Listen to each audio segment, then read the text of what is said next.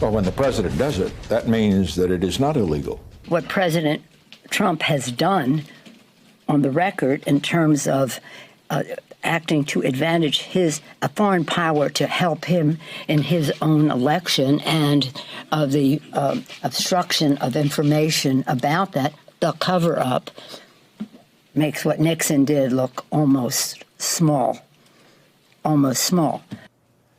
The first impeachment hearing in a generation is now history. The second comes up tomorrow morning. Today, the Speaker gave Trump's crime a name, as she sees it.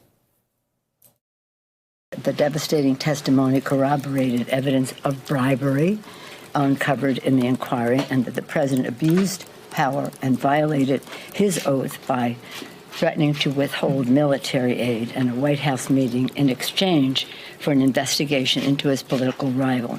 Bribery, and that is in the Constitution attached to the impeachment proceedings. Nick Fandos of the New York Times points out, quote, the Speaker's explicit allegation of bribery, a misdeed identified in the Constitution as an impeachable offense, was significant, even as Ms. Pelosi said that no final decision had been made on whether to impeach Mr. Trump. It suggested that Democrats are increasingly working to put a name to the president's alleged wrongdoing and moving toward a more specific set of charges that could be codified in articles of impeachment in the coming weeks. Back with us tonight is Barrett Berger, a former assistant U.S. attorney with both the Eastern District of New York and the Southern District of New York. Barrett, please expand for us on why is it significant, why is it important to label this bribery? So I think Nancy Pelosi was very specific in calling this bribery for two reasons. The first is that, unlike quid pro quo, bribery is something that most people understand, especially people who have children. Yeah, exactly. Right? We all sort of have a general understanding of that. But the second reason is that this is one of those delineated things in the Constitution that is a basis for impeachment. Along with treason, along with high crimes and misdemeanors, bribery is specifically identified.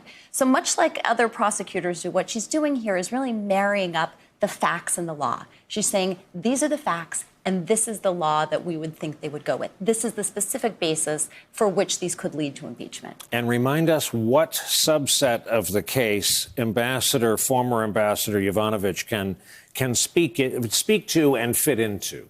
Yeah, so she really expands the timeline. As you discussed earlier in the program, she doesn't have much knowledge about what happened in the call. But what she can talk about is sort of what happened before that. She can show that this was part of a broader picture, that she was really the target of this smear campaign by Giuliani and others that were part of this irregular foreign policy chain that we heard about That's a euphemism, the other day. If I've ever heard one. Exactly.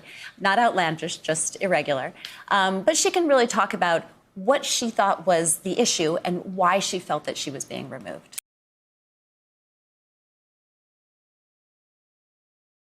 Hey there, I'm Chris Hayes from MSNBC. Thanks for watching MSNBC on YouTube. If you want to keep up to date with the videos we're putting out, you can click subscribe just below me or click over on this list to see lots of other great videos.